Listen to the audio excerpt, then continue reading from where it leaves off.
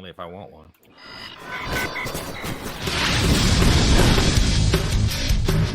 Welcome to the Bleeding Burgundy Podcast, a Washington football podcast by fans for fans.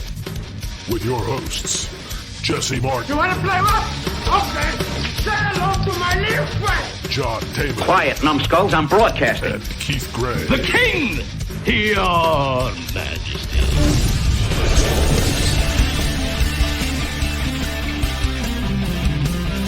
And now here's your host, John Taylor. Hey everybody, this is John, and I'm coming to you live for the first time. This is our first live broadcast of the Bleeding Burgundy podcast. So here's hoping we don't fuck it up. I'm going to go ahead right away and say hello to my good friend Keith, who's hanging out at the pool in his 1920s men's swimwear there with the one piece there. That you look fantastic out there. How's it going? Is everything good? Are you close enough that anybody's going to splash you with water? No, I'm just here on site. Oh, am I loud? I'm sorry. No, you're good. You're good. You're on site. You're supposed to be loud. Nope. Just here on site at the community pool where I've been shaking hands with all the community members, and they've been getting to know me. And I've been talking about letting them know to listen to our podcast, the Bleeding Burgundy podcast. Woo! All right, well, there you go. There's Keith coming from the pool, shaking hands with all the community members. They are most fortunate. I got to say hey to my friend Jesse, who's got one of those gradient beards that just kind of fades away into nothing. Yeah. I tell you what, I got a little trim. I'm going downtown next weekend, and I wanted to trim up for my guys from England. So I needed to do a little bit of primping, so I need to look beautiful. So I bet they're like, thank God you've gone early American freaking psycho here for them. You look fantastic. Now, when you go in for a trim, do like animal cruelty people hang around outside and make sure no birds get their heads cut or anything like that? No comment. No comment. All right. Well, today we're going to do our prediction show, which means absolutely nothing. However, I think you'll find it quite entertaining because we're never right about anything. And I think that's a documented fact, except for the fact that if we say we're never right, that's a fact.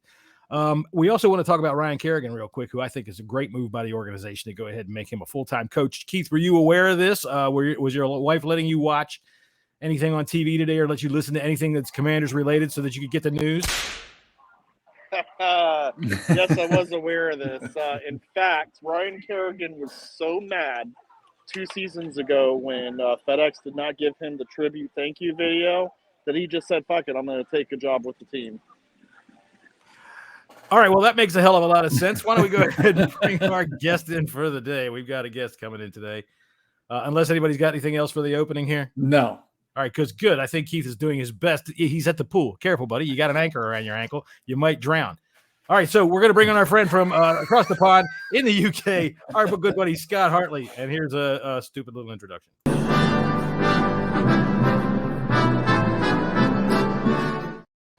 Welcome, Scotty boy. Hello, gents. Thanks for having me on the pod. Gent, I love that. Keith, you going to put up with that? He called you a gent.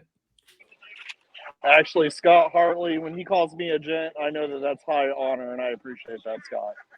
I agree. That's a good thing. And I did like this, so let's do it again for Scott.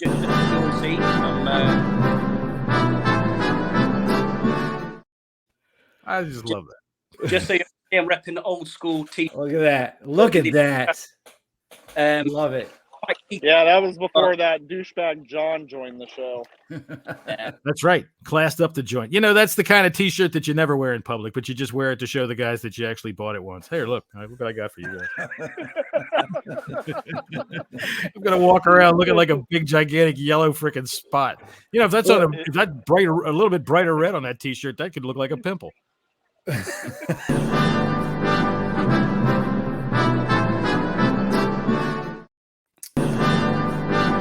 All right, wait, one too many times there. Sorry. All right. So, okay. Well, let's try to be a little bit more professional about things, shall we, Jesse? I mean, my God. Anyway, Scott, what do you think about Ryan Kerrigan? We're the most professional podcast out there. That's true. What do you think about Ryan Kerrigan being made an official assistant defensive line coach? Yeah, it's a really good move, I think, by the organisation. He's been there for training camp, and he can pass on his wisdom, what he's done for this franchise as a whole through the past. You can't buy that experience, so I think that's a fantastic move by the front office to bring him in. It was quite clear that he was getting to the end of his playing days. It's also a great move for him and his family because he doesn't have to move anywhere.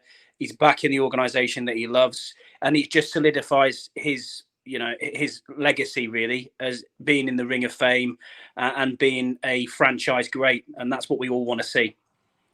I agree. What about you, Keith? What do you think about it? Live from the pool.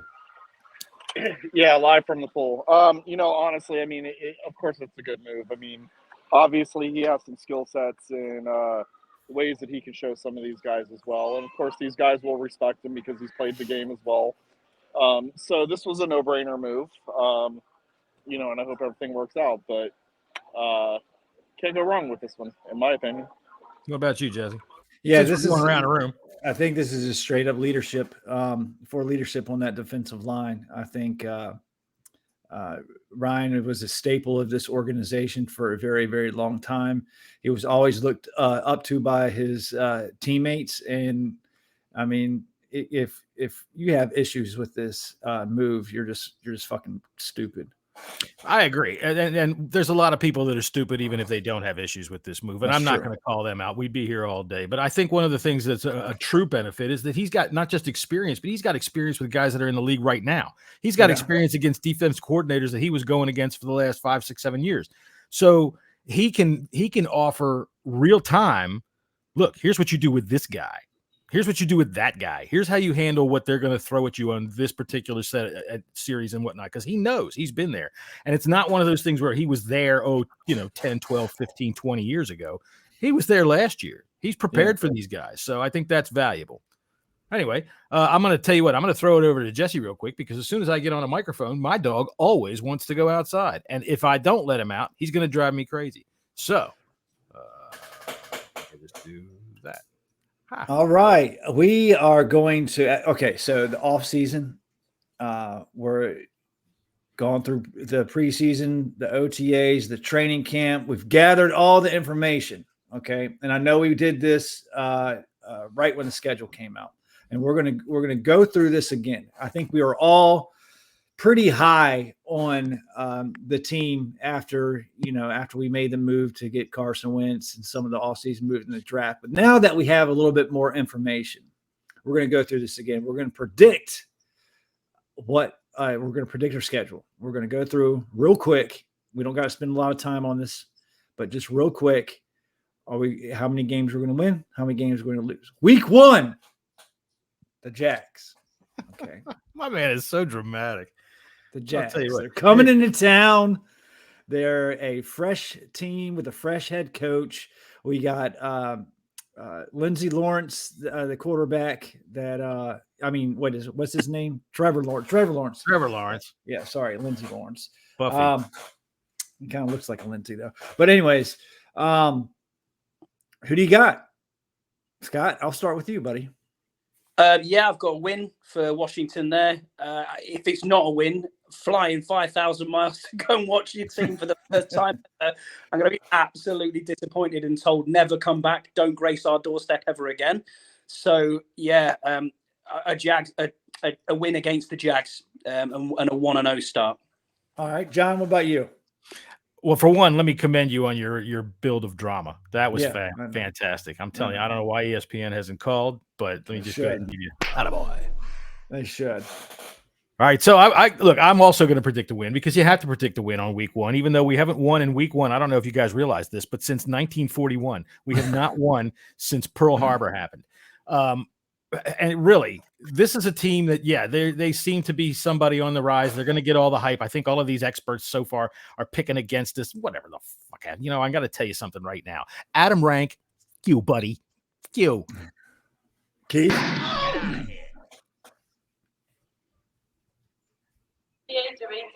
Apparently at my turn, they wanted to go ahead and get on the mic to announce Adult Swim. Don't worry, gentlemen. I'm going to stay here for the podcast.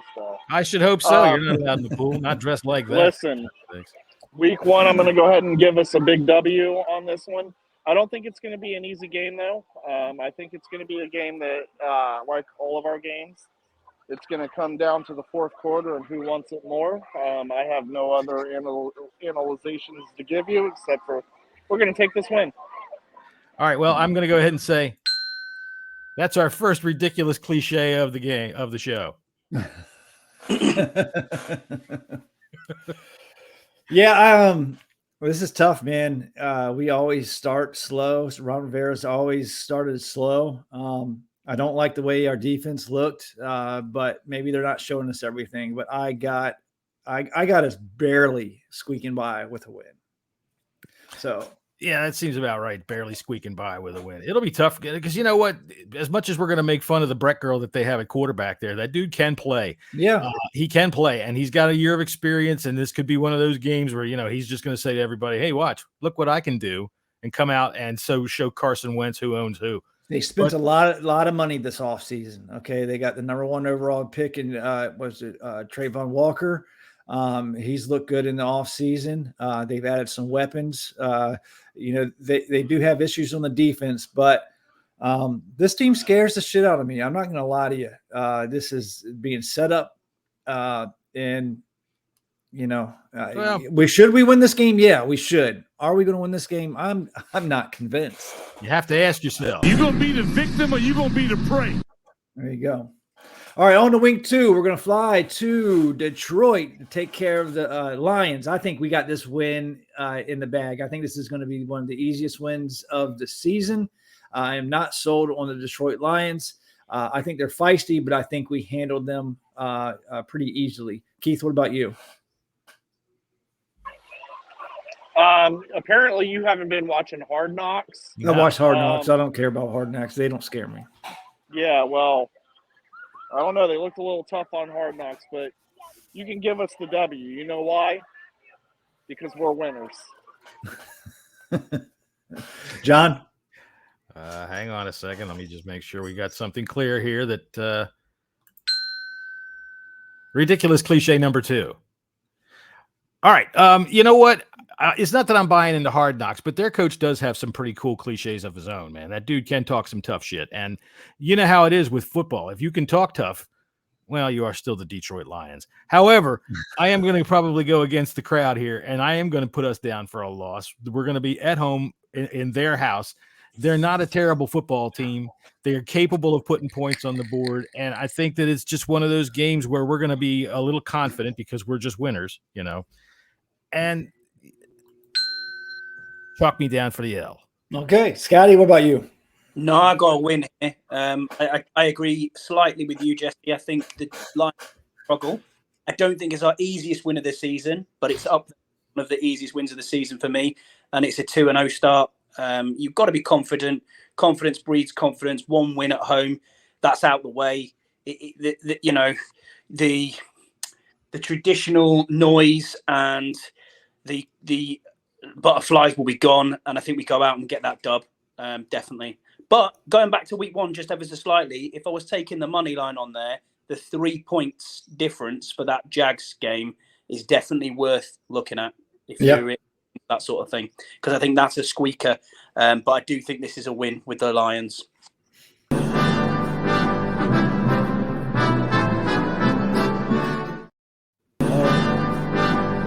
I keep forgetting that I don't have to. I keep forgetting that it stops on its own. And thank you for reminding me that I'm going to have to read our gambling ad later on. Yeah. All right. Philly comes to town in week 3.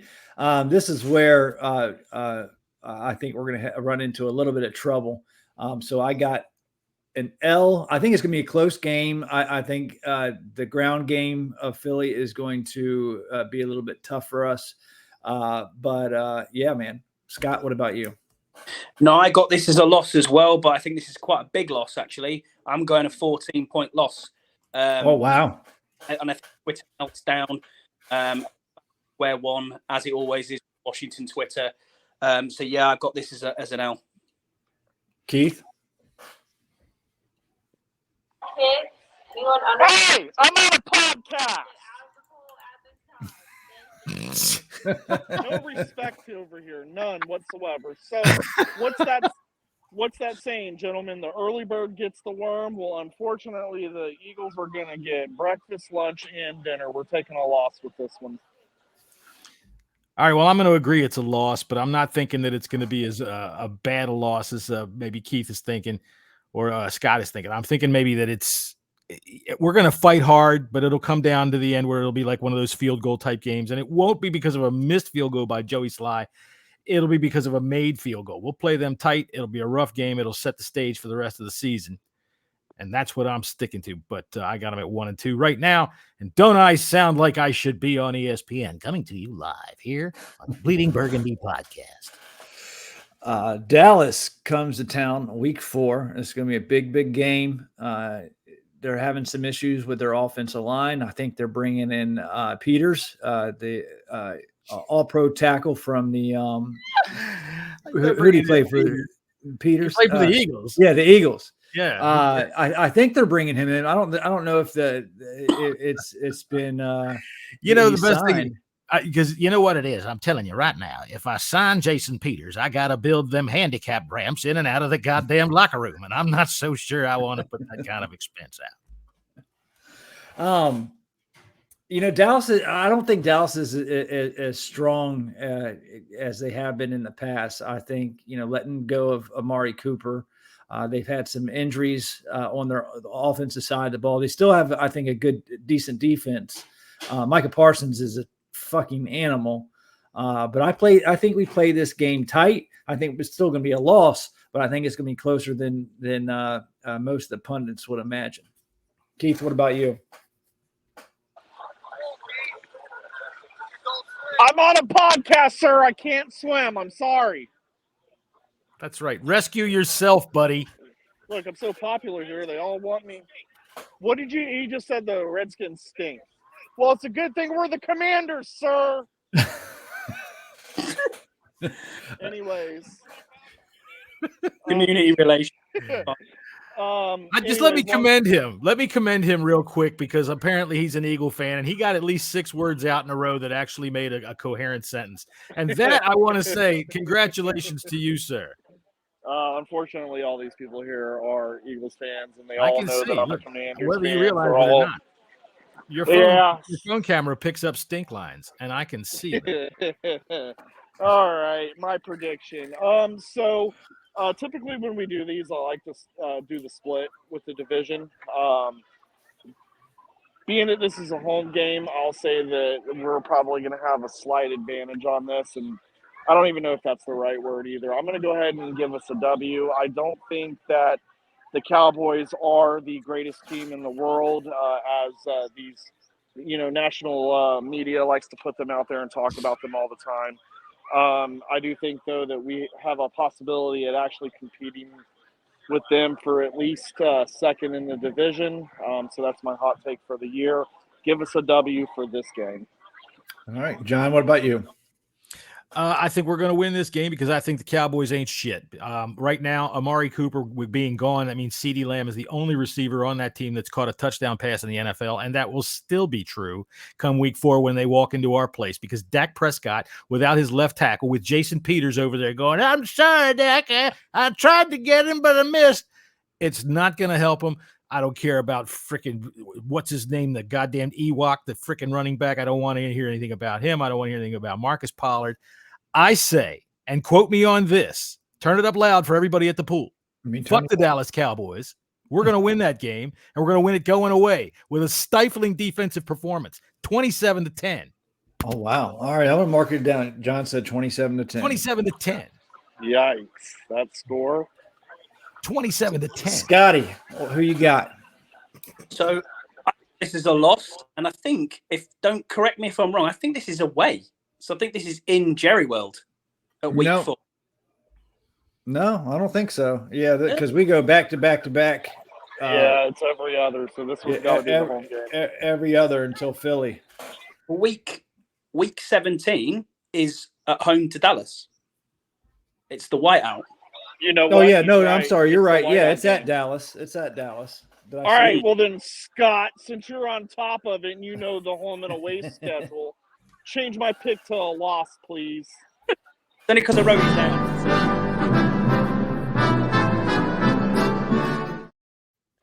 Thanks to Scott for saving the show. We're not even the first month of the season yet. Scott, what you'll learn here is the three of us are absolutely pathetic. No, you. Did he say prophetic? I agree. Pathetic. So yeah, I got this as a squeaker, but I think it's a loss by a field goal. You know who can't do a squeaker? Jesse. Ask him why. Why can't he do a squeaker? Because the edges don't touch. I'm not going to say anymore. All right, the Titans come into town. Ryan Tannehill doesn't do anything for me. I think for some reason this is a game that most people think we would lose, but I think we're going to win this game. And yeah, I don't think they got a great defense. I mean, they got a run game, but nothing else. I mean, what else? They just lost AJ Brown. I don't see anything. I think all we have to do is just focus on the run. That doesn't seem too difficult. I mean, dude's a beast, but shit. Don't seem too goddamn hard there, do it? I mean, shit. But look, Ryan Tannehill lost AJ Brown. I don't think they drafted who did they draft? Burks? James Williams went to the Detroit Lions. They drafted the quarterback. That's right, Malik Willis. Yeah, but I don't think he'll be playing. But they did. I think they did draft a wide receiver, but his name escapes me right now. But I mean, he's not going to be a replacement for AJ Brown. So this is going to be a shocker. But I think we're going to win this game. Keith, what about you?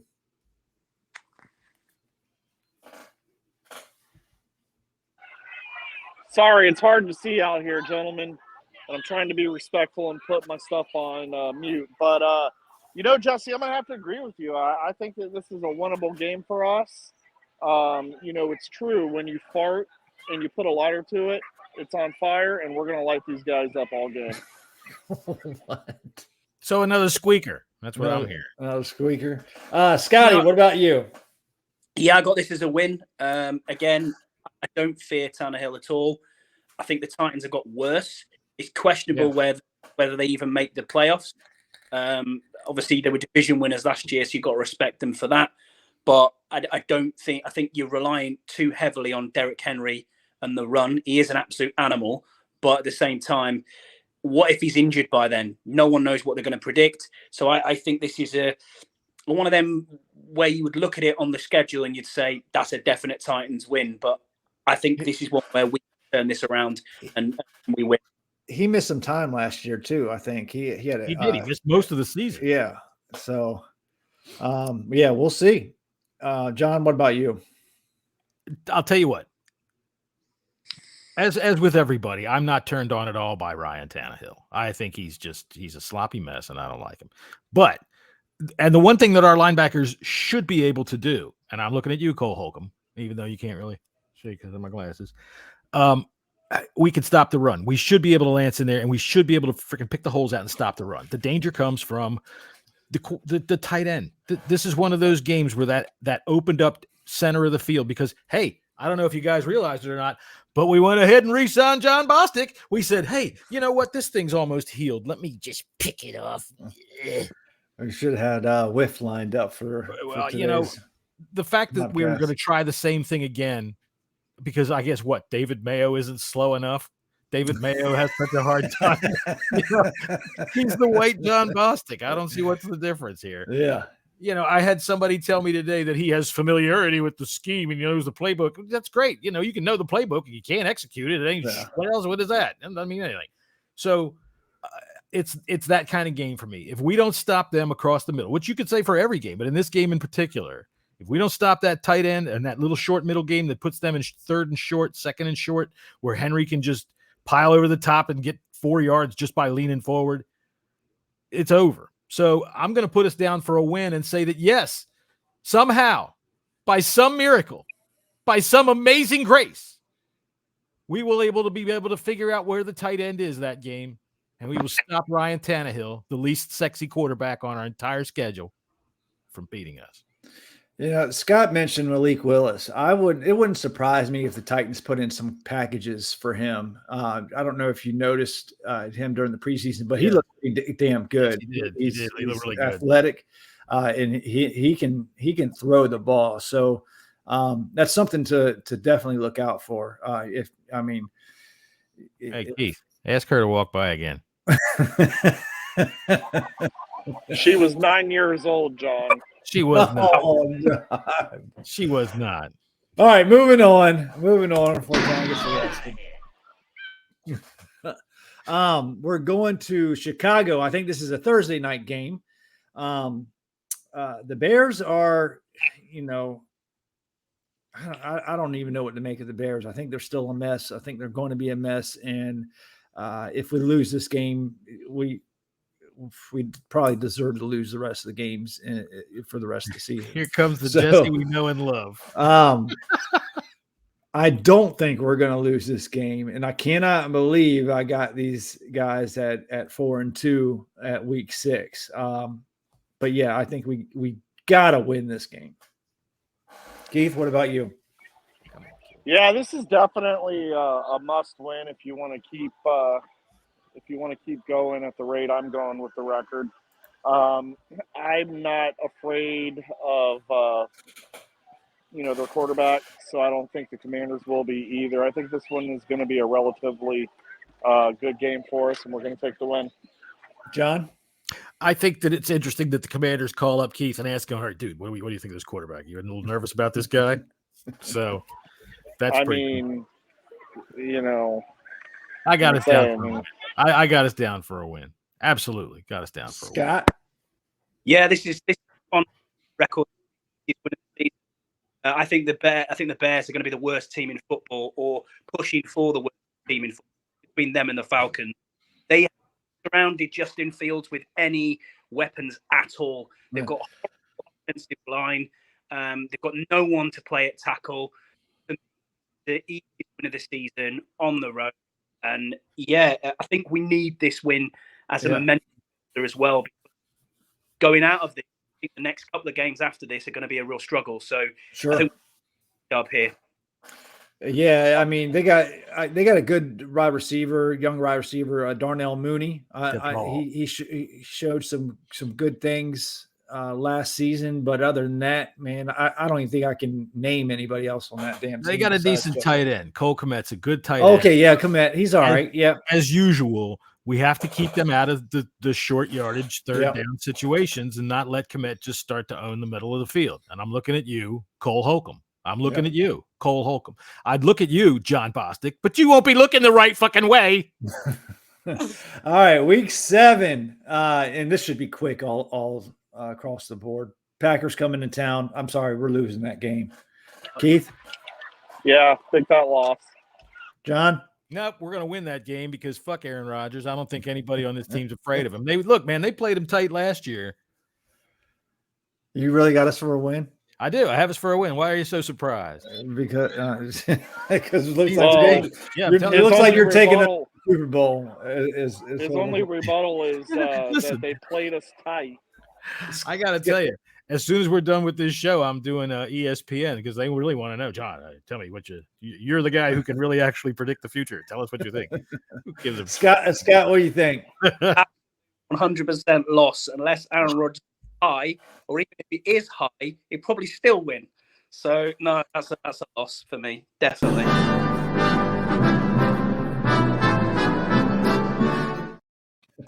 Boo on you for that. This is a game that a game that a lot of people are looking forward to. And it could go one of two ways. Either we win it or lose it. But we're going in and playing. Technically it could go 3. We could tie. Okay, you're technically speaking. You've been on social media too long. We're going to Indianapolis to face the Colts. This is I just hope this is what all of Redskins or Commanders fans hope. Carson Wentz just goes and fucking mops the goddamn floor and rubs it in Jim Irsay's face. I mean, that would just be fucking amazing on all accounts. And if that happens, I think the rest of the season, it will go very, very well for us. But this is a tipping point game for me. It's one of those games in the season that could definitely make or break it. I think we squeaked this fucking game out for some reason. I just think Carson's going to go in there and he's just going to have a big fuck you to Jim Irsay and probably play the best game of the year. So I'm going to say we got to win. Keith? Yeah, and I want to go back to that Bears game when I said that this was I don't think must win was what I said, but it was a turning point. And I only say turning point because that is a televised game for us. So it's an opportunity to, show the national pundits what we've got. They'll actually be paying attention to us. But to fast forward back to the Colts, of course, I mean, the storyline in forward itself. Back? How the hell do you do that? Dude, you're going to break the internet. Would you knock it off? Shut up. See, you already ruined my non-point. And now I don't have a point, but I didn't have a point to begin with. This is a storyline that you want to see. Obviously, you want to see Wentz succeed as a Commanders fan. I think when I actually wrote this stuff down, I put down a W, so I'm going to stick with it. I think Wentz is going to light up Indianapolis, and he's going to show everybody exactly the kind of guy he is. And we don't care about the locker room. We only care about results on the field. John? I do. I agree with Keith. I think that he's going to kick the crap out of the Colts. He's going to have a chip on his shoulder the size of Indianapolis, and he's going to go in and drop it right on Robert Irsay's drug-addled, drunk-ass head. That's what I think he's going to do. That's what I think is going to happen. And I also think that Keith, when he gets out of the sun today, is going to have one of those tans where he looks like he's going to get arrested on cops tonight, yelling something like, "I'm never get the bitch away from me. Get the bitch away from me." I have a pair of boxer shorts on halfway down his ass. Get her away from me, goddamn it. Scotty, what you got? I got this loss. You got us a loss. Damn. Yeah. Oh, Scott. That they'll be all the team will be up for this to put one on Carson Wentz. But again, it's between this one and the next one that go either way. And I've got a win and a loss on the next two, and whichever way you want to throw it, it could go either way. I want to throw with 2 wins. I'm going with a loss there. All right. Well, now Kirk Cousins comes back into town with the Minnesota Vikings. The Vikings, I think they're going to be a good team this year. Justin Jefferson is a fucking beast of a wide receiver.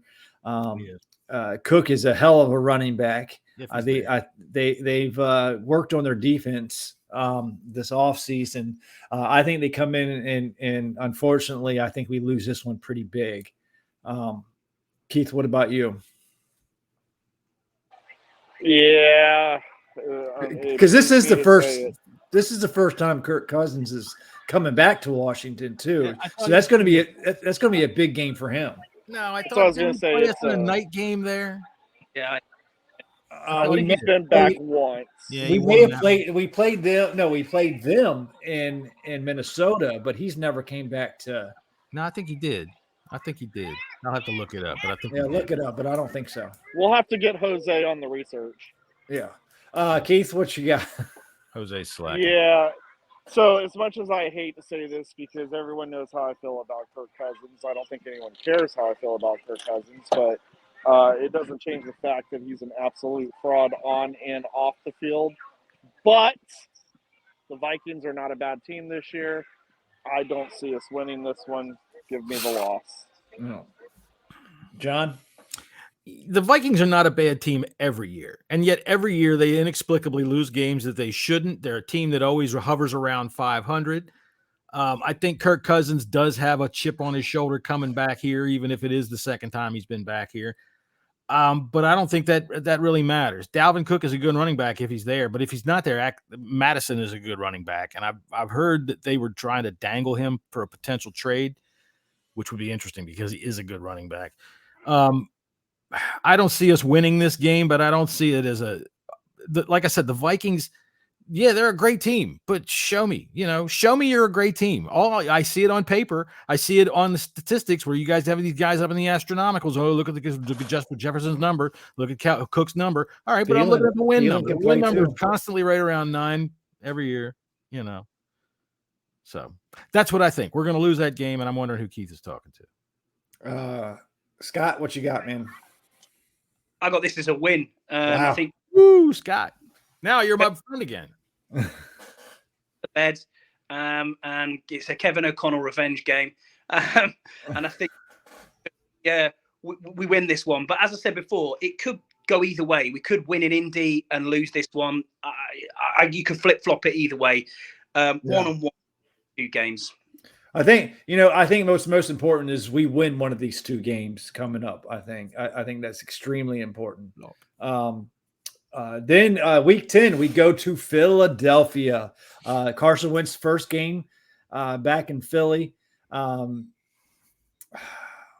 had them at a loss when they came. I said a loss when they came week 3. Now we go to Philly. And unfortunately, I see another loss as well. I think the Philly run game. And listen, actually, you know what? Fuck that shit. We're going to win that game. I don't think Philly is as good as everybody's hyping them up to be. I think Jalen Hurts is not a good quarterback. He can run the ball, but he doesn't have a strong arm. He isn't very accurate. But they got a really, really good team around him. I just don't think they're as good as they're already being touted as one of the favorites in the NFC, and I just don't fucking see it. So fuck it. I think we're going to win. Scott, what about you? Yeah, I got this as a loss. I think Carson Wentz shits the bed on this one back in Philly. And I think we see Sam Howell. Don't know why. Just got a feeling that 3 interceptions, that sort of thing. I hope we don't see Sam Howell. I don't want to see Sam Howell for the next 2 years, to be honest with you. But I don't see Sam Howell. I'll be honest with you. I think this one is a Carson 3-pick type game away in Philly, and I think we lose this one. Fair enough. John, what about you? Scott, you're breaking up a little bit. I think we're going to lose this game. I think Philly is pretty doggone good. I think Jalen Hurts is better than people give him credit for. I think that the fact that he can run is a very big plus in his game. He doesn't have to have the biggest arm. He's got guys that can just run under shit.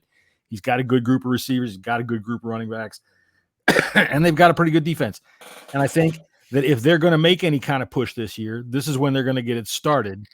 And, yeah, I can see us losing this game. I think that the only thing, and I know last year when we did the prediction show, Keith yelled at me practically every pick because I brought up injuries and potential injuries. The fact of the matter is that by this time of year, this team is usually suffering through quite a bit of them and trying to put together patchwork stuff. So based on past history, I'm just going to say we're probably going to be dealing with the same stuff. And I'm going to go ahead and say Philadelphia wins this. And I'm going to spank myself later for even thinking it.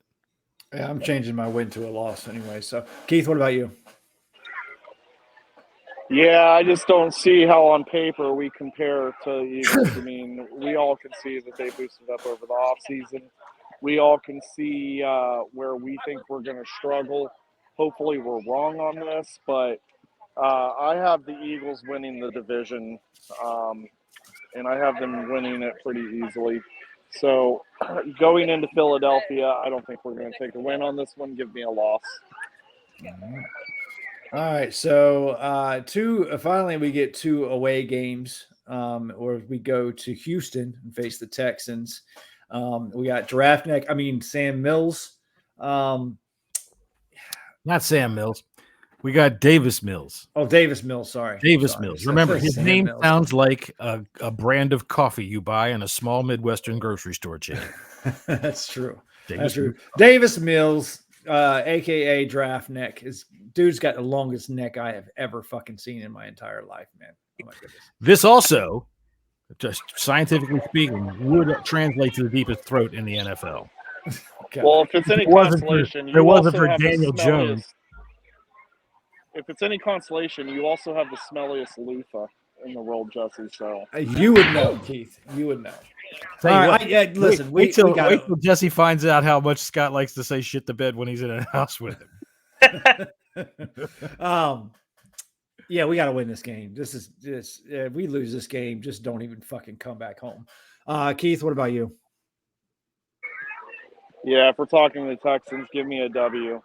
You know, John? Sorry. Hold Go on ahead. though, when you brag about yourself and someone says, "Well, do you want a cookie?" You tell them, "Hell, fucking yeah, I want a cookie." Okay, John. I don't know if I can follow wise words like that, but I think we're going to go ahead and get a win because fuck Davis Mills. He is pretty good. I will say that he's pretty good. He's going to be a surprise player of this season. He's not going to light the world on fire, but I think he's going to serve some notice that he's not nearly as bad as people think he is because of his goofy ass name. Sam Mills is going to get league MVP though. Sam Mills is dead. I was just making a joke, you assholes. How about a dead guy? Scott.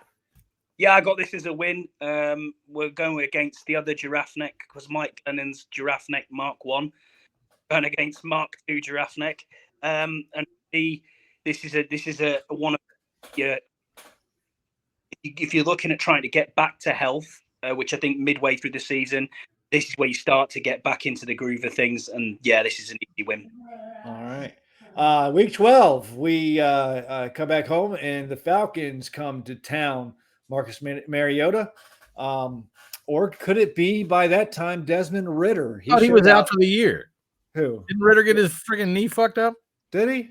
That's what I heard. Hear that. I thought. I don't know. I didn't hear that. You could be correct. You could be correct. But I know Ritter, from what I saw in the preseason, he played pretty goddamn well. Opened a lot of eyes.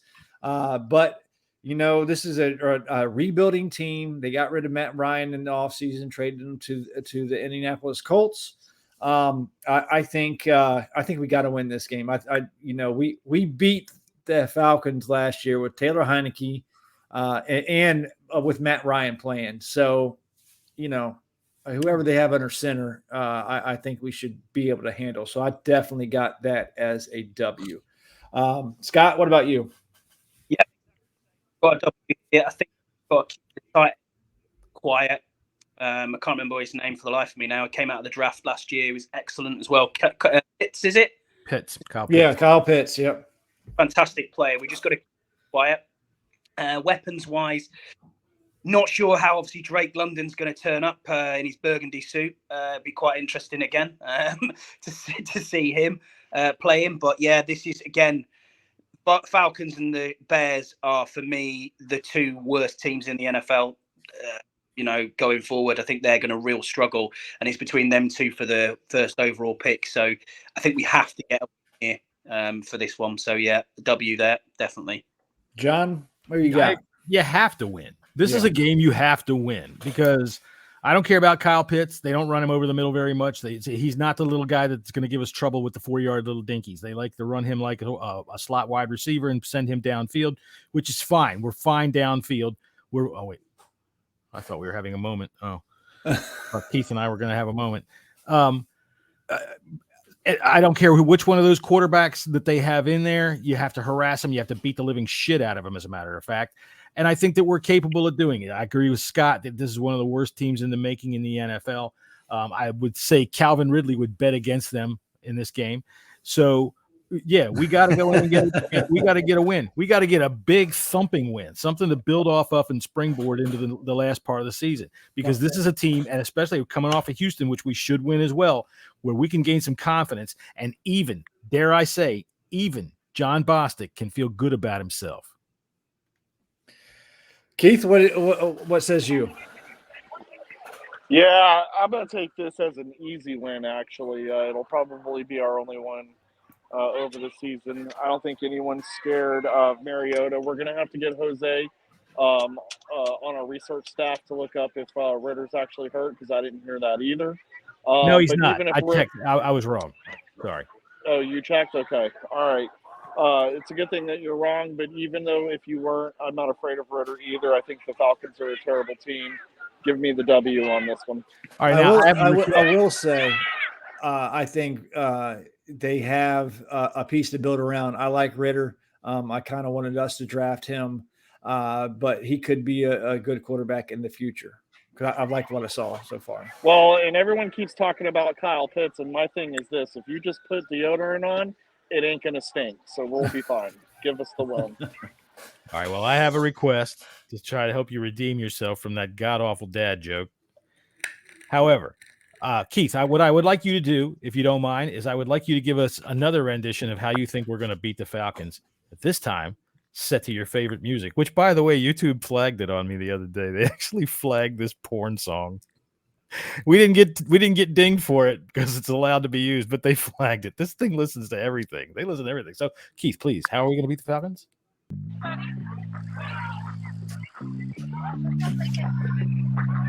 Oh yeah, baby. The way that we're gonna beat the Falcons is like this. We're gonna walk out onto that field. Carson Wentz with his oozing red hair is gonna mesmerize everyone. Oozing hair. Oozing red hair. New Jersey's sexy for you. And he's gonna throw the ball all over the field. Terry McLaurin. All over, baby. All over. That's right. Because that's the way we do things. So you give Carson Wentz 3 touchdowns, 368 yards passing. We're going to take this win. We're going to do it raw dog, baby. All types of protection, but it doesn't matter because Carson Wentz does them raw. Oh, yeah. Why did you put me on the spot to do that? That was horrible. I don't know. I think the kids behind you made it work out just fine.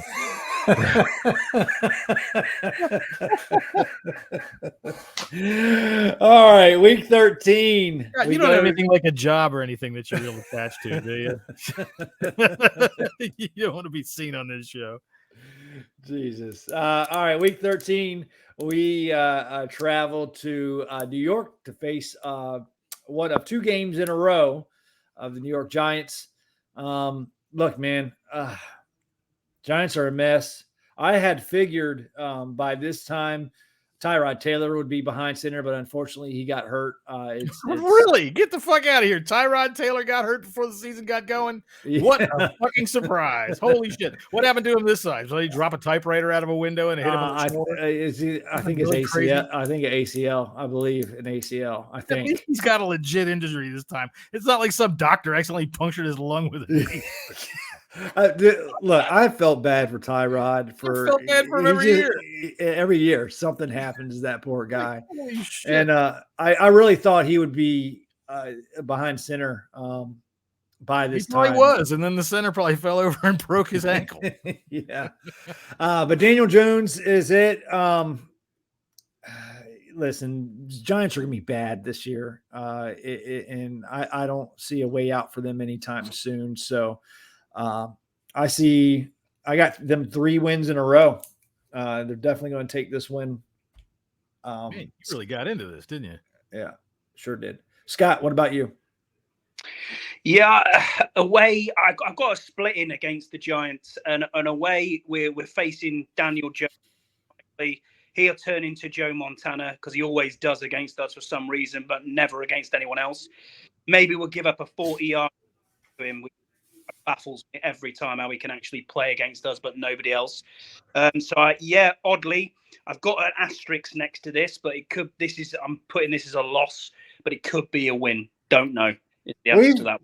We've beat them every time since Rivera came into. I know there's a kind of a stigma with Daniel Jones and us, but I think we've only lost to him once with Rivera since Rivera became coach. Yeah. So I think that maybe we have that we've turned the corner when it comes to Daniel Jones fucking us up.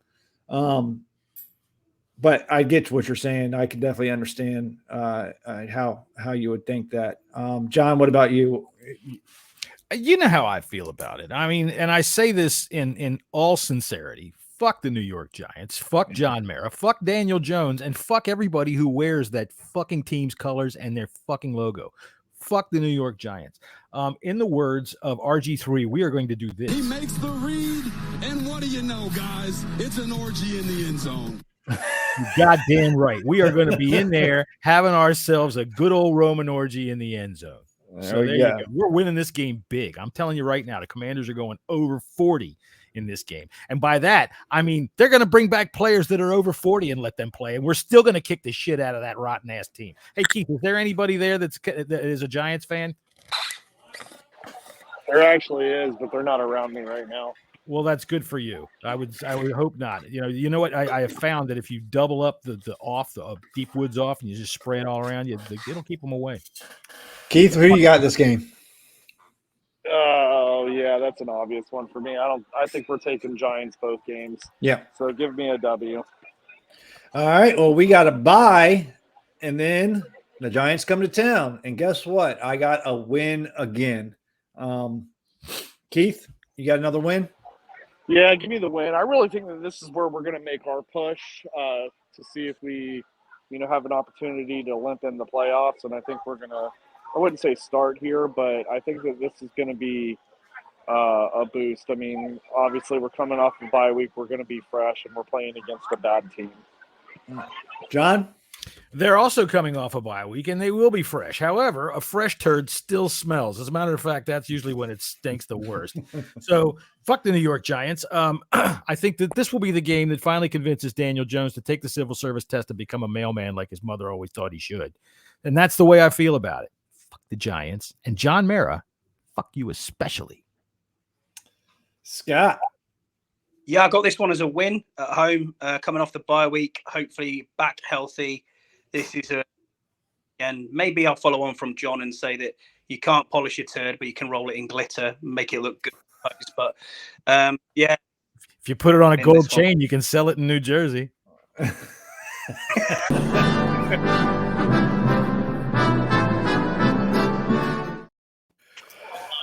All right, so most of us got us on a 4-game win streak, except for Scotty, poo-poo and Scotty.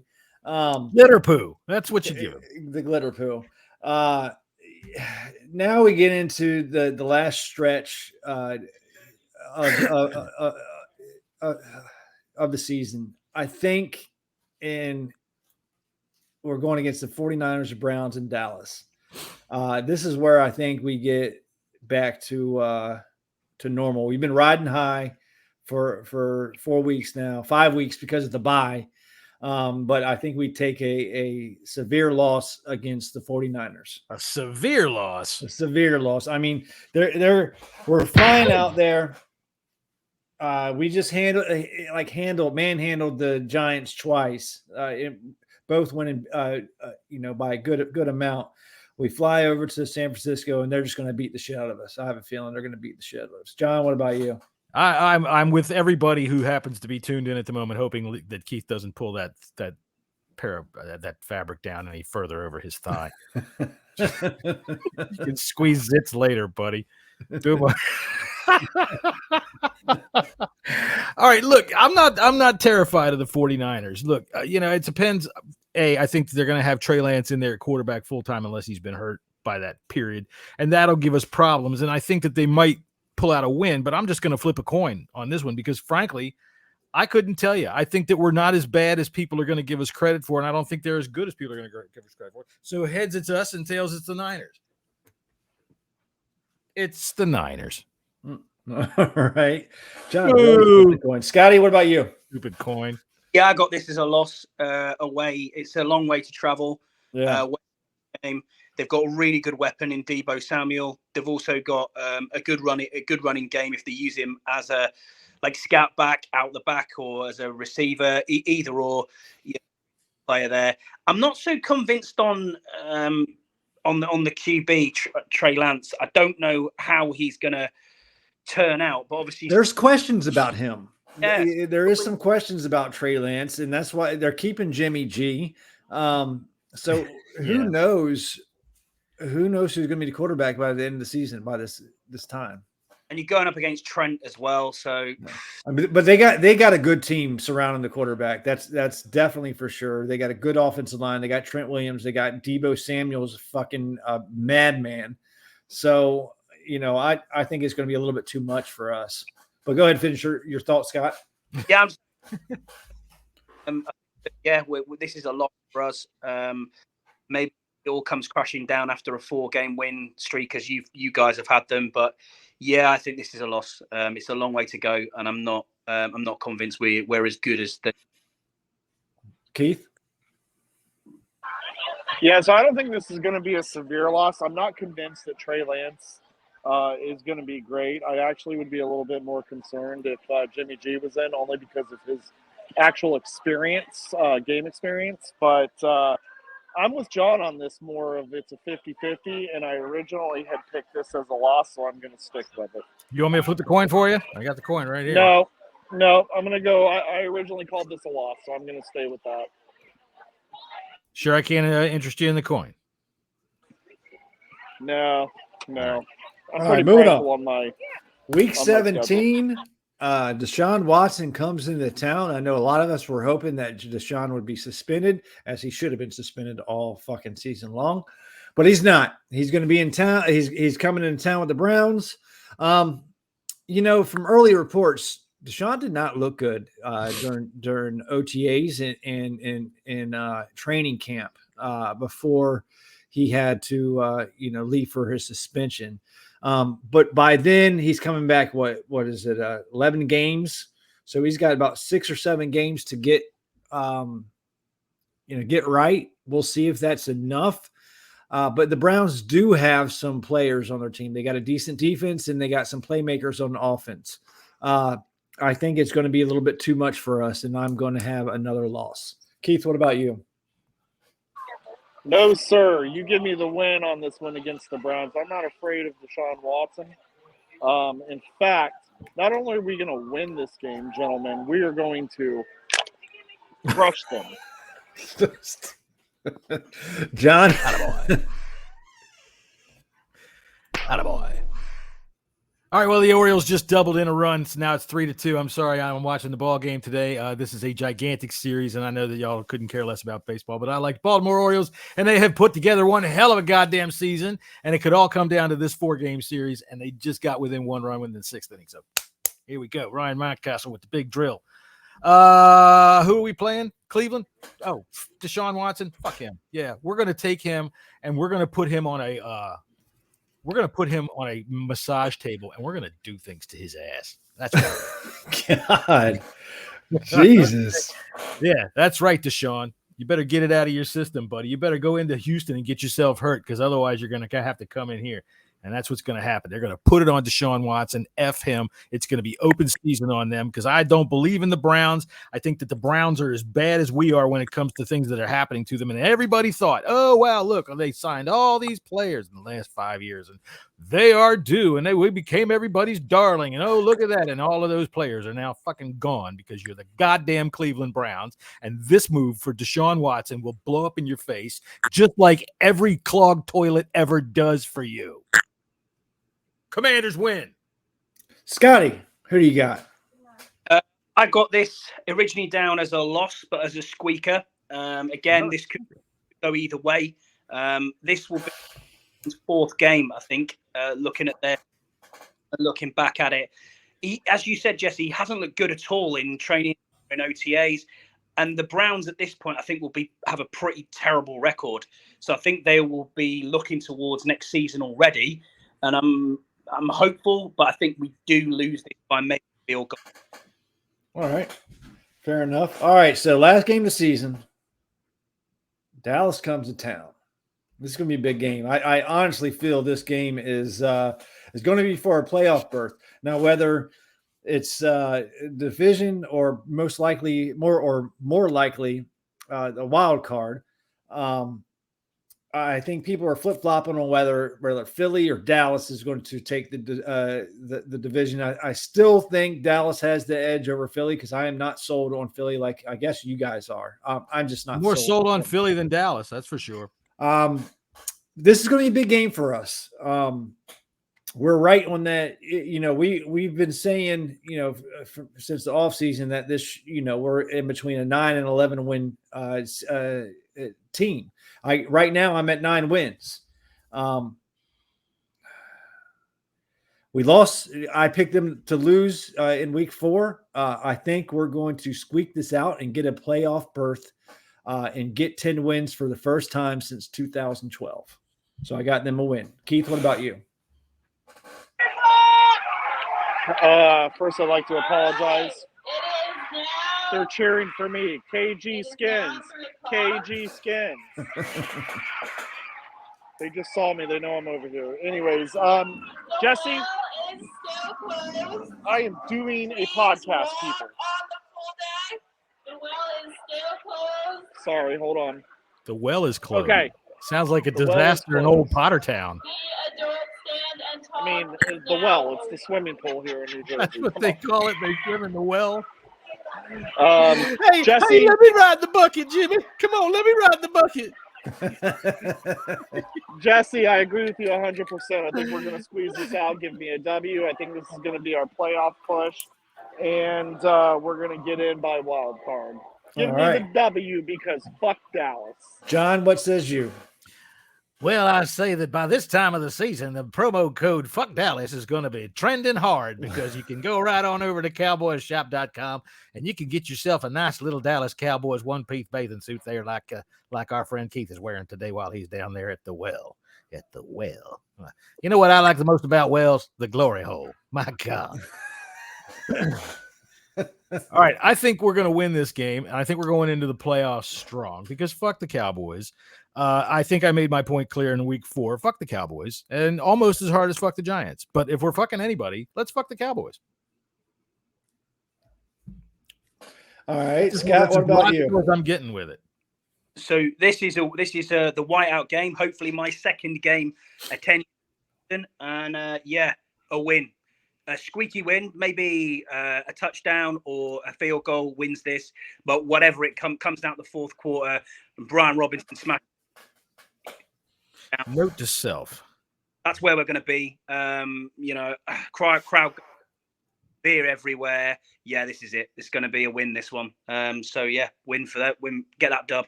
Got to. Nice. I'm going to have to make sure next year when we do these, I'm going to bring a squeaky fart sound effect because my God, we're squeaking more than a goddamn YMCA. Well, John, you have us at 12-5. I have us 12-5. All right, that sounds about reasonable. Keith, you have us at 11-6, even more Homer than what you had in our training camp or our off-season predictions. I had more reasonable at 10-7, and Scott's probably the most accurate one of all, has us at 9-8. I don't know why you're such a pessimist. Oh, I'm more reasonable than you because I think we're going to lose. I know. I'm more reasonable. It was one game less than me. I'm more reasonable. Listen, if we end up 12-5, I am claiming the title of most reasonable on the show. Okay, you can do that, but you're also the most homerish on the show. So I would like to change my Falcons and my Indy picks to losses, and that'll put me at 9-8. I'm not, because I have us beaten. I'm not really No, don't really change it. I'm joking, but I truly believe we're only going to win 9 games. It's just I'm not. Yeah, I'm in that 9 or 10 range. I really am. Of course, the season's as the season goes along, things change, man. Injuries happen. Teams you expect to be bad or good. Teams expect to be good or lose games that you shouldn't, win games that you you lose games that you shouldn't, and you win games that you shouldn't. That's why it makes the NFL so fucking great, man. You just never know any fucking Sunday. If you take my Giants loss that I got towards the away at the Giants, that's 10-7. I think that's realistic, but 9. Yeah, I still think you're breaking up a little bit, Scotty, but I still think 9-8 is a good shot of getting into the wild card, especially in the NFC. Yeah, I'm still going to stick with my 12-5. Fuck it, it feels good. It's only September the 5th. I like it. I'd have to believe when you add Carson Wentz, you're at least gaining yourself 2 more wins from last season. I do too. On a schedule that's supposedly easier than last year. And when you look at the schedules, I think the way to do it is to look at the quarterbacks that you're facing. and not the team as a whole. I think the quarterbacks that we face, they're not as nearly as daunting as the schedule that we had last year. And we're not playing Mahomes. We're not playing Brady. I mean, we got Aaron Rodgers on the schedule, but fuck, man. I mean, Aaron Rodgers, Davis Mills, man. Kirk Cousins. Who else? Deshaun Watson. Those are your biggest names, and Dak Prescott. Those are your biggest name quarterbacks that we're playing this year. It's nothing like the gauntlet that we had to go through last year. Let me tell you the right way to look at things when you're trying to predict the future. Whatever. we're pretending that we're going to be able to know what happens. Biggest Carson Wentz. What do you guys think a successful year is for him?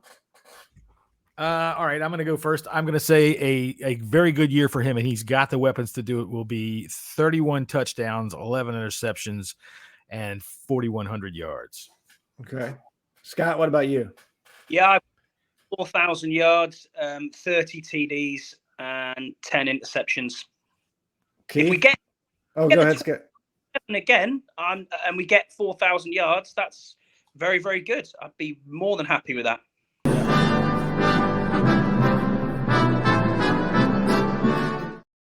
Once again, our friend Scott. And I think the only reason I say that with Wentz having maybe lower TDs is because I think we are going to transition to a running game, and we're going to have a very. I can see that. Yeah, I could have. We'll see how long it takes for Robinson to come back.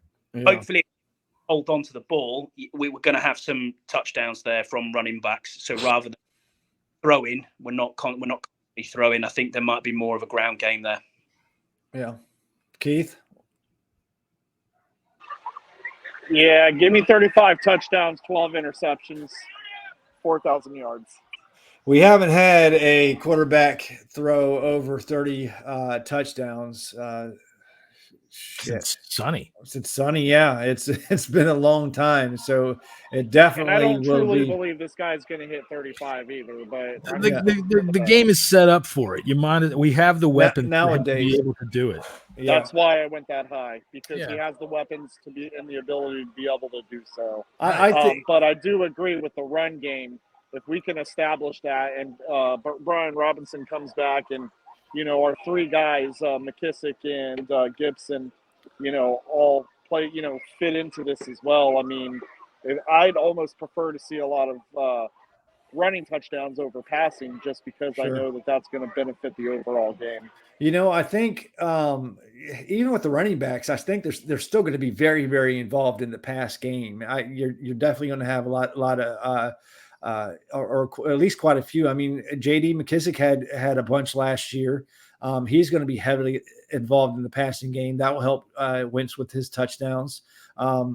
Before Brian Robinson got hurt, Gibson was on that path of getting more involved with the passing game as well, and have Brian Robinson, who can catch the ball out the backfield and run, drive the rock and be your primary runner through the tackles. I think that you're going to see them try to let Williams do some of that.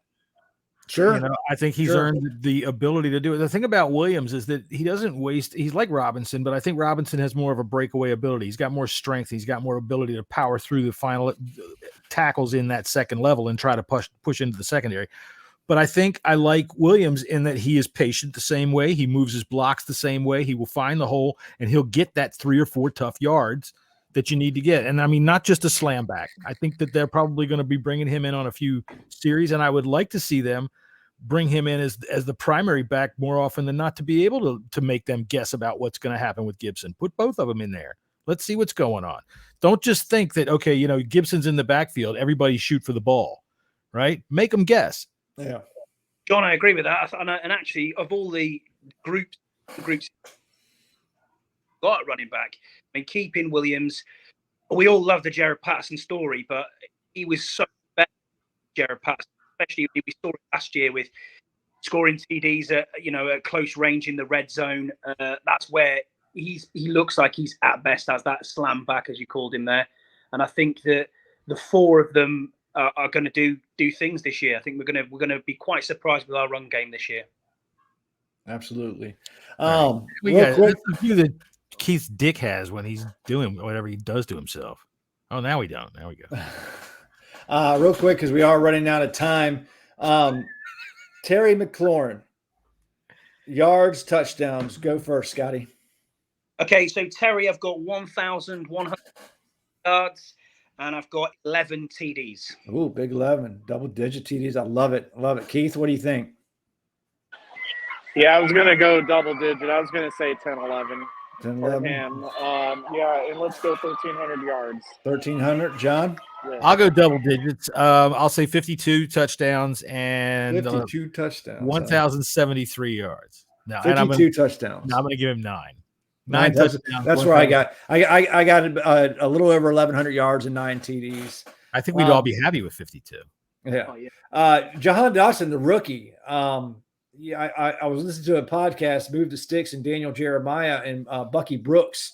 They're talking about projecting rookies and rankings, and they believe that Washington will have 2,000-yard pass catchers, and Jahan Dotson will be in, and Terry McLaurin being it. I don't think Doxson's going to get 1,000 yards, but I think he's going to get somewhere between 700 and 800 yards. I think he's going to have about 6 or 7 TDs. It's still a big year for a rookie, and I think he'll be in talks for Rookie of the Year as well. Scott, what do you think? I got 100 yards and 5 TDs. I do right. Well, they're right. Then we have a 1,000-yard wide receivers. I think the other one.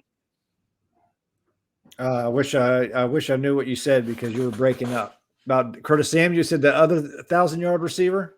Yeah, I think Curtis Samuel will be our other 1,000-yard back. I think Dotson, I've got 5 TDs and between 500 and 600 yards.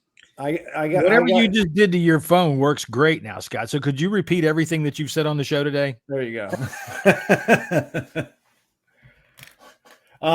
John, what do you think about Jahan Dotson? Jahan Dotson, I've got him between 950 to 1,000, right in that range with 8 touchdowns. He is definitely going to be in the Rookie of the Year conversation.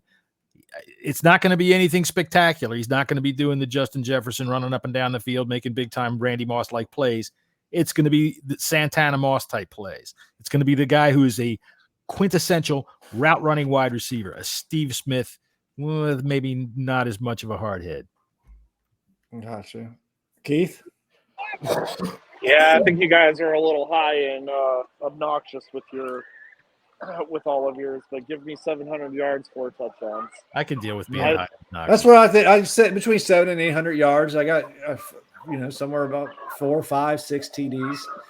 See, the thing about it is there's one ball to go around, and we got a lot of playmakers. Well, you also got to figure that, Keith, you picked them to throw 4,000 yards, so where are they going to go? Yeah, those yards got to go somewhere. Yeah, that's a lot of catches for Samuel. Well, we still got Curtis Samuel. We're still throwing the ball to some of our running backs. Tight ends, too. We've got tight ends, so, I mean, there's a lot for the ball to go around and everybody to get their stats. I appreciate you complimenting my ass. Last one I got, Logan Thomas. He looks like he's on track to play week 1. We got some more cash or pass catching tight ends now, so he doesn't have to carry the load. Scott, I'll start with you. What do you think Logan's stat line is going to be? 500 to 600 yards, and again 5 TDs thereabouts. He's our biggest red zone threat. But I also think Cole Turner gets some of that shine as well, and he might get a few touchdowns out the backfield. Another big body tight end who's got great hands. And don't count out John Bates. Yeah, John Bates will steal some, absolutely. John, somebody's dog was making fun of Scott's stutter in there.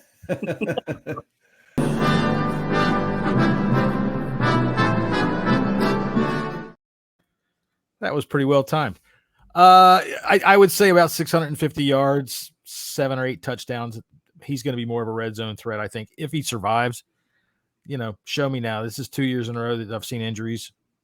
Is it 2 years in a row seen injuries, or am I just missing my time? But yeah, you got to show me. And I mean, not just him, but our whole tight end room keeps getting hurt. So Show me. Somebody's got to step up in there. I think you're right. John Bates is going to make a factor this year in terms of red zone threat. I think he's a big body. And Cole Turner, is that his name? Cole Turner? Yeah. That dude he's made for this. He's the quintessential basketball player that can sky up and can box out and get the ball. So that's where I'm going with that. I would say the entire tight end room will get about 1,000 yards, maybe about 1,200 yards total, and maybe give 11 touchdowns to the tight end. All right, Keith, what says you? Yeah, give me in between 500 and 600 yards for him and 4 scores. Nice. Be more specific. 520, what, 537? All right, let's just go 550. 550 yards, 4 touchdowns. He's really only going to be a red zone threat, in my opinion. Okay. All right. I think Thomas is going to be a little bit more in a red zone threat. I think he's a possession type guy. He's a big body. He's strong. He'll get those nitty gritty first downs, like 3rd and 3, 3rd and 4s. My fucking dogs are going crazy, but as long as he can stay healthy, he's going to be a big factor. We all know Wentz likes throwing at big targets, especially tight ends. And that's all I got, John. I'm going to throw it over to you so I can put my mic on mute. All right. Well, I that's cute that you call those things dogs. They sound like they should be in a little wheel running around in the middle of the night. They're not my dogs. They're my fucking parents' dogs. They're little fucking ankle biters. They sound like parents' dogs. All right, well, so there you go. There's our predictions for the year. I got us at 12-5, winning. I would say we're going to win the Super Bowl. Why not? It's fucking August the 5th or September the 5th. I have no reason to say anything else. I'm not putting any money on it, and anybody wants to hold my feet to the fire about it and call me an idiot come January, hey, you're the one that's listening to me. So thank you. Thank you once again. Oh, you know what? I better read our commercial. Listen up, sports bettors. Your favorite sportsbook, BetUS.com, is back for our 28th year of NFL action with the industry's biggest sign-up bonus of up to 200%. I asked you last week what that meant, Keith, and you said 20%, which really makes no sense whatsoever. But that's okay. You don't need to know the math. You look damn good sitting there. Shut up! That's right. BetUS offers our members the opportunity to cash in on all your favorite sports, including NFL, UFC, MLB, and mother and father dog kicking. If you're interested, if you're looking for live in-game betting as to whether or not Jesse's going to boot one of these dogs out the window, incredible odds with daily odds, boosters, props, and parlays, we got them. And hey, they spelled with an apostrophe EM. So, that means they really got them. They really got them. How about fast payouts and exceptional one-to-one customer service? We got that too. Log into betus.com or call 1-800-792-3887. That's 800-79-BET-US. BetUS.com, where the game begins. All right, well, there you go. And I think with that, have we got anything left? All right, I'm going to go ahead. I do. Scott, what do you got? You're getting ready to get on an airplane here and fly over here to the United States and come see your first football game, your first Commanders football game. That'll be exciting. That'll be fun. We're going to be getting together on Friday night and showing y'all how weak our beer is. I'm sure we'll hear all about that. So what do you got to say? You got anything to talk about? You got any shout outs to give? You got any performances you're going to be performing it when you're here in the States? No, nothing really. Just looking forward to being there. It's been 2.5 years in the making. We've worked out that Andy's now like adding waifs and strays to our waifs and strays? Yeah, we're kind of getting more and more people. I think last count we're at 21 Brits coming over. So it's going to be an interesting time. If you're in the red zone lot, come along, come and say hello. Please tell me who you are, because I am going to have absolutely no idea who these people are from Twitter. But I appreciate everyone who follows me. And I'm looking forward to it. It's been a long, long time. I'm glad this whole COVID shit's over with from our end. We can finally get together and meet people and say hello, put faces to names. It's great doing podcasts like this. And this community of podcasters brought everybody together from across the world. It's truly an international sport. So, we've just been chopping up for over an hour. I appreciate you guys for having me on the show. It's been a long time coming. I'll always support you guys and support grassroots podcasts, because they got me through a lot of shit through COVID. It's a hard time for everybody. Mental health's a big thing. And this got me through it. It's difficult being a fan 5,000 miles away. I am absolutely not looking forward to the Bears game. I have no idea what time that's meant to start, but if it's a night, holy shit, my sleep schedule is going to be dead, but it's worth it. And you also get to meet everyone's favorite UK Washington commander in Andy Burrows, who is indeed, Keith, the ugliest man in NATO. I believe he was voted that the other day. And by the way,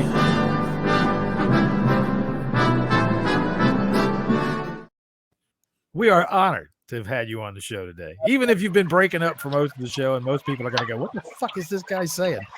That's quite all right. I do. Come see us in the tailgate next week and ask him. Just ask him, "Hey, what did you say at minute 39 of the current?" Yeah, there you go.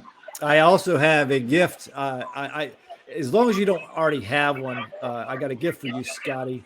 I'll give it to you when I meet up with you guys on Friday. Just to say thank you. Hole, fine. What's that? As long as it's not the glory hole, I'm fine. Well, shit, I gotta pick something else. No, I'm just kidding. Well, if he gives you a loofah, I just suggest you throw it away. Yeah, I do want to give a big thanks. This is not the time to give a thanks to someone with that music playing. You can stop it whenever you want to. Oh, all right, geez, you can't talk over it. This is for you to talk over and be all nice to Scott. I've already said what I got to say to Scott. This is someone else. All right, let's play. Let's see if we can guess. Does the gift for Scott require batteries? No. No. Does it have a crank? Not at all. No. Not at all. Does he have to bring his own? I'm moving on now. I'm moving on. So can you please stop? Stop it. There was some people that I knew that are less fortunate, and they're huge fans and have never been able to have the money to go to a game before. The package of tickets that I got for this year, I wanted to help them out, and a guy that I work with, his nephew, he's mentally disabled. He's functionally disabled, but they sit around the TV every Sunday, and his nephew comes over to his house, and they have a big, it's just them two that they spend every Sunday together, barbecue food, and watch the game. Winner, loser, draw.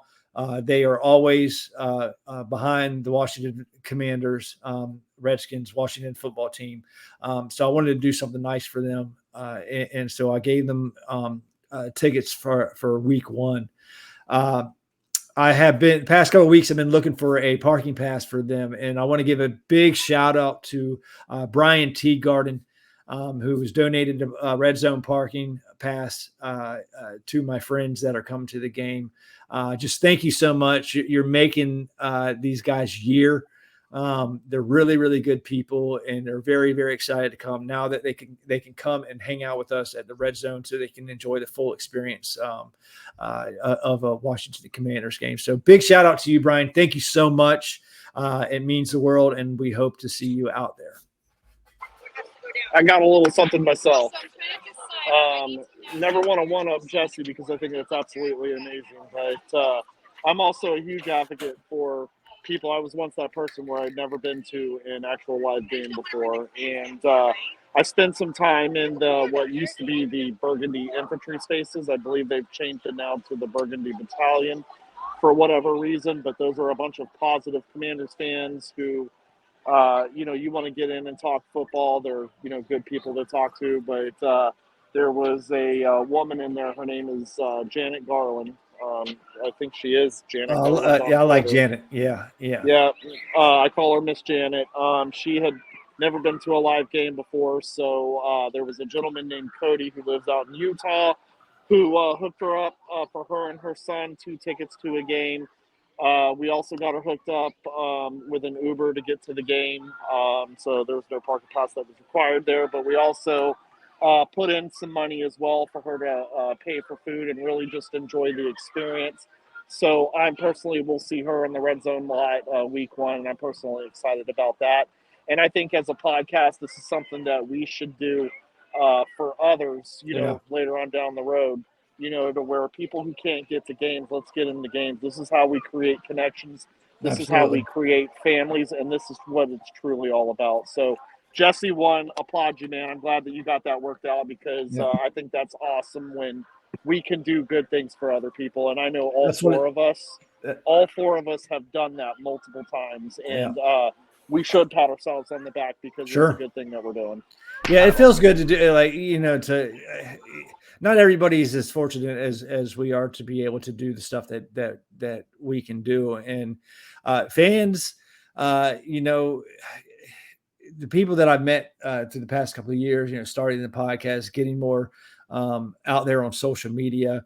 Scott, I'm so excited to be able to spend the weekend with Scott, and I'm gracious them inviting me to stay with them and be their little guard dog in DC. But we've never met in person, and it's been a couple of years that we've been conversing back and forth on social media. And not everybody gets to do that. And the relationships that we build through all this mess has really meant a lot to me. So if I can do anything that I can to help others out like that as well. So, yeah. Attaboy. Are you doing back and flips and stuff on there, Keith? It looks like you're rolling in the hay. Yeah, apparently I'm using, if you saw my setup, it's things that people need to get to. And every time they come, they give me a dirty look. So I just have to. But I do have a gift. I do have a gift for Scott. Oh yeah, back to the gift. I hope he doesn't have one. I don't think he does. He might. I don't know. But does it have a suction cup on it? No. It's John over there. It's Washington. It's Washington Commander related. Oh, wow. Is it a burgundy dildo? No, there was only so many of them that were given out at a certain time. I didn't even know you were on the list for such a thing. There were only so many of them that were good. I mean, he could have purchased one. I don't know. He might have been purchased one. I don't think I have. If I think we're going on the same wavelength, but whatever, okay. I would appreciate. Great. Thank you. Well, and since we have Scott on the show too, and I think you guys would echo this as well, Scott. We want to give you a huge thank you, man. And all jokes aside, all seriousness, you have done nothing but you do support as many podcasts as you can, but you've always supported the Bleeding Burgundy podcast, man. You're always commenting, you're active. We thank you for your time for even doing so, and we thank you for coming on the show, man. And me personally, I can't wait to definitely meet you week one. I think it's going to be a lot of fun with you guys out there finally. So thank you, man. Thank you for everything that you do and say about us. We appreciate you. I absolutely am looking forward to it. And speaking for myself, I'm glad to have allowed so much coffee to be spit all over your computer when you're listening to the show. So.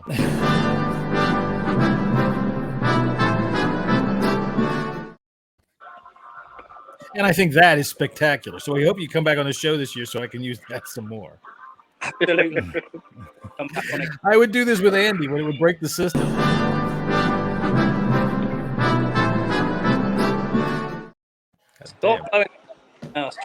Every orthodontist on our audience will be going. God, so mean. What's 11 are going to watch this? Yeah, it'll be fine. Oh Lord. Well, I got to get my son to work. So I got to go, fellas. That's right. Start them when they're young. When they're 9 years old, they should be working in the mines. This is Southern Virginia. Goodbye, John. And thank your wife for allowing you to be on the podcast here today with us, Keith. I really appreciate that. I'll see y'all later. I really do got to go. All right, guys. Later. See ya.